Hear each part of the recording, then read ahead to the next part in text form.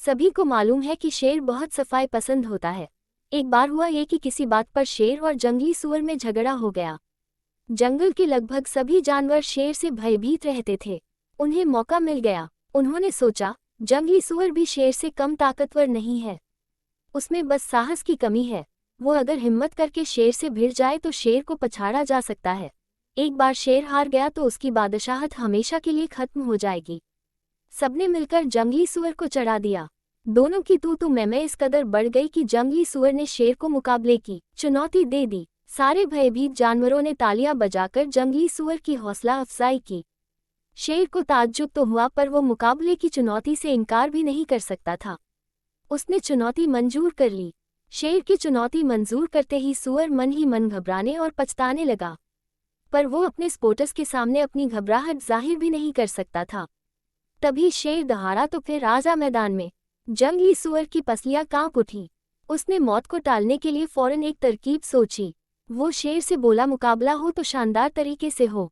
जंगल के जो जानवर मौजूद नहीं हैं, उन्हें हमारे मुकाबले की खबर होनी चाहिए। लोमड़ी ने आगे बढ़कर जंगली सूअर की हाँ में हाँ मिलाई। सूअर को थोड़ी राहत मिली। आखिर आम राय से मुकाबले की तारीख और वक्त एक हफ्ते बाद तय कर दिया गया।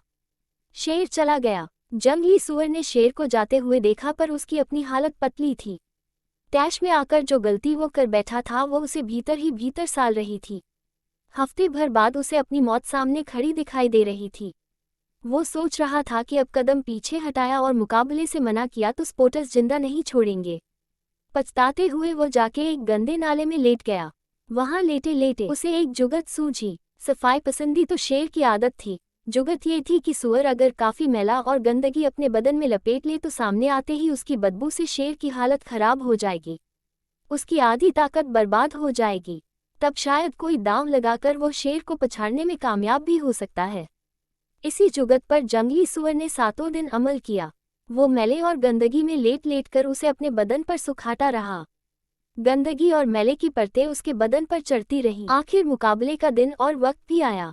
जंगल के तयशुदा मैदान में सारे जानवर इकट्ठा हो गए।